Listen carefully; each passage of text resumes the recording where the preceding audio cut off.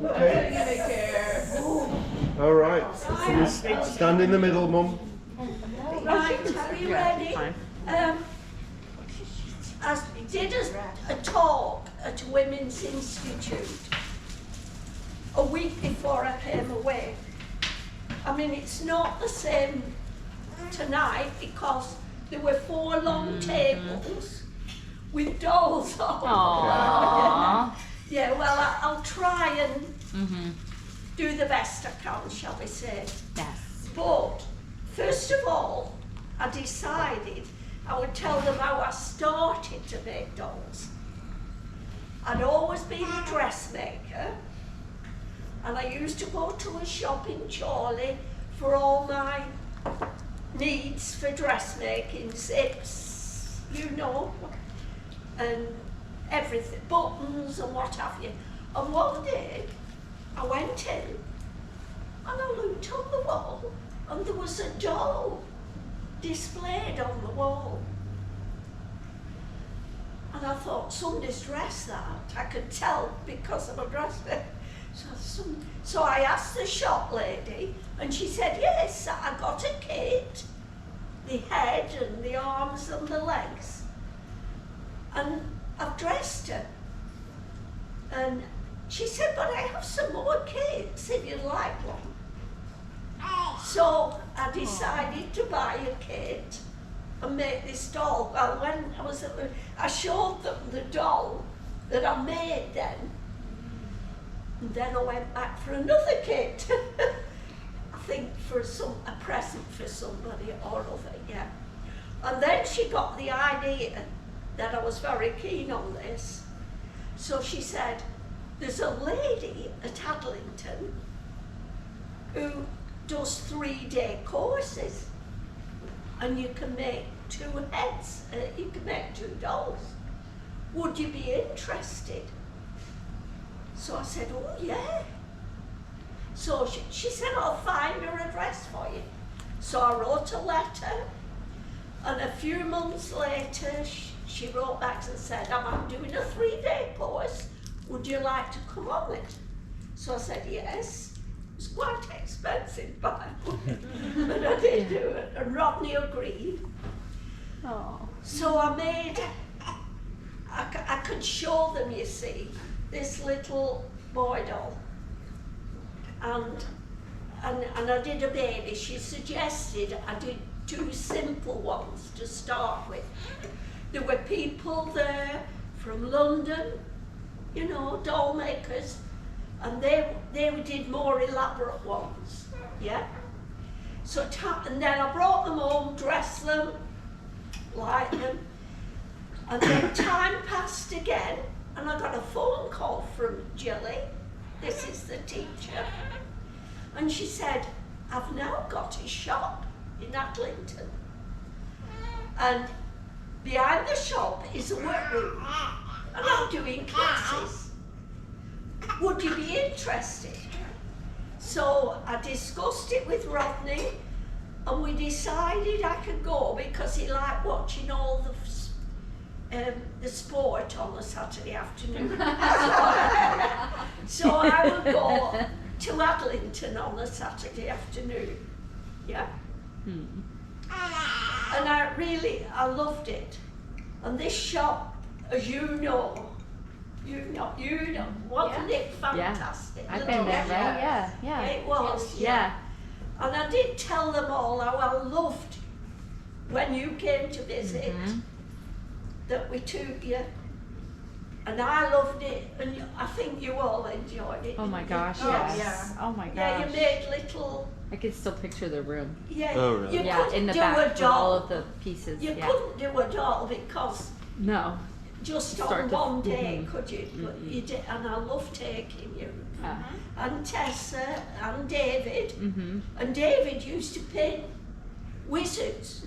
Aww. Right. Now I did tend to make quite a lot of baby dolls because the boys had left home, Michael and Terry, they'd gone to university. So I had a spare room and I called it my Lord Ashley room. Where'd I go? You were at Oh, home. You had your bedroom. You were in your bedroom. Yeah, you're Yeah. You were the real They thing. had two then. spare rooms, and what we always called it the Laura Ashley room. Yep. Yes. So all these dolls could be displayed on the bed, and they looked fine. Right. Then I'm going to tell you. This is a story I'd like you to know about, because it's part of our family. And I have this Yeah. photograph of Grandma in the hallway at home. Yeah. This is my granddad, who we always lived with. Well, we'll go back to 1914. Yes. Oh. Yeah. And they had Henry. That's his wife. Okay. That was his wife, Ellen. Ellen. And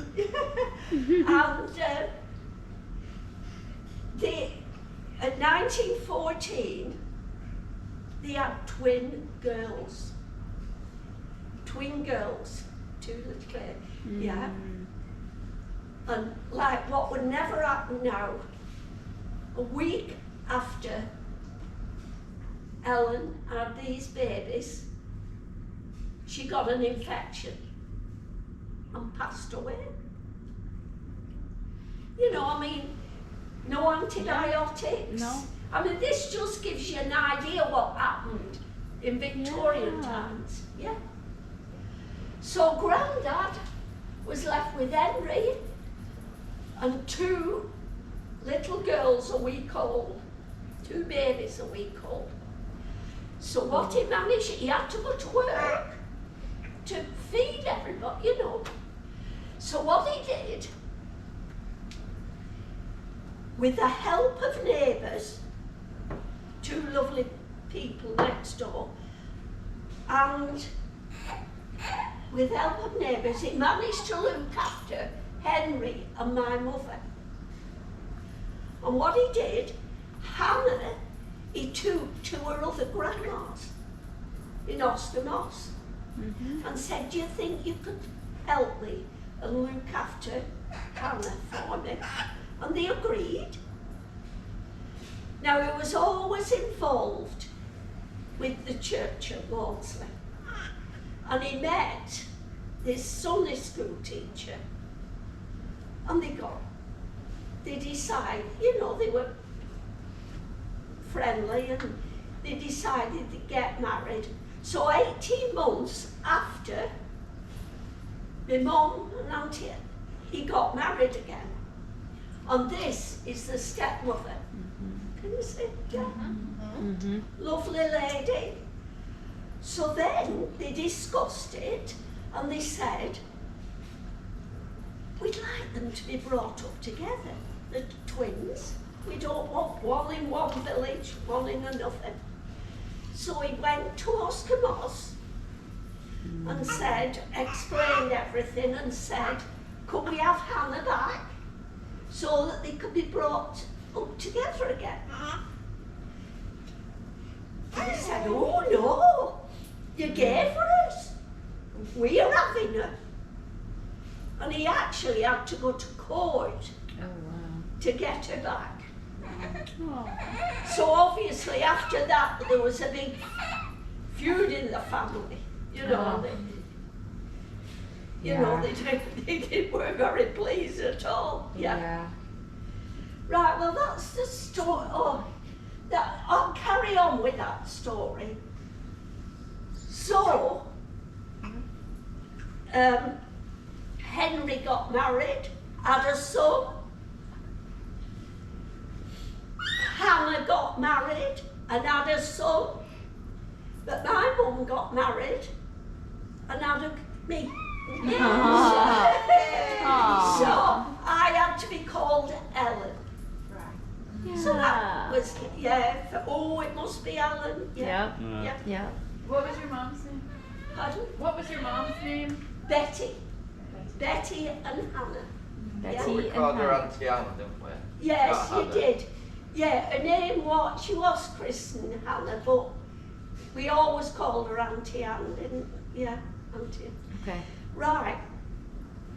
So time goes on, and I remember just about learning to ride a bicycle. And there was no way could you go to Oscar Moss, there was no transport. We certainly hadn't got a car or anything like that. So Mum decided she wanted to make peace with them at Oscar Moss. So once I started learning to ride a bicycle, we all went. Hazel, my sister, rode on my dad's crossbar. She sat on the crossbar. So off we went, and they were fine. They made us very welcome. There was only one uncle left. They'd all left home. There was this one uncle and his wife. And then they used to come to us 2 or 3 times a year, and Hazel and I went at school holidays to stay with them, and we loved it. But honestly, the house was just like Victorian times. Nothing had changed, and it never did. Everything was there. Yeah. And in our bedroom was a big bedding box. So in this, our bed, so we lifted it up, and there were all our great grandmother's Victorian clothes. Beautiful, beautiful clothes. And we used to dress up in these, and we loved them. So they let us take them home, and so they were really, really. Actually, there were 2 capes. One elaborate with all beading and lace and what have you. The other a more of a plain one. The beaded one we used as a skirt over a big crinoline underskirt. Yeah. There were umbrella. I haven't got a photograph of this, you see. I can picture it though. You know, it's in our hall. And it's always there at the side of a photograph of my sister, who wore it at a carnival. You know, we used to dress up at a carnival. I did, and she did. Right, time passes, and we all leave home. And it was only when I started making dolls did I want to make one with all replicas of these Victorian clothes. So that is a and it's under a Victorian dome. Yeah. I didn't take the glass dome, by the way, to the institute. It was too fragile. Yeah. Yeah, so I've talked about that. Now, is there anything else there? No. But it was fine. We were friendly after. But it was my mum that got us back. Yeah. And that's your mum sat on that person's name? That's my mum, Betty. That's your mum, Yes. Was she named Betty or Elizabeth? Betty. It was after both grandparents, actually, Betty and Anna. Now, doom and gloom. I'll just finish. Doom and gloom. The stepmother died when they were 11. Honestly. But these things happen then, you know. And a surgeon came to the house where we lived, and he said, scrub your table, and I'll operate on the table. And it was just appendix. And, yeah. Oh, no. Yeah. So after that, I weren't going to tell them at the Women's Institute, but my sister chirped in. She was there and said, but she died. Anyway, what he did then, he had a housekeeper. And then when my mum left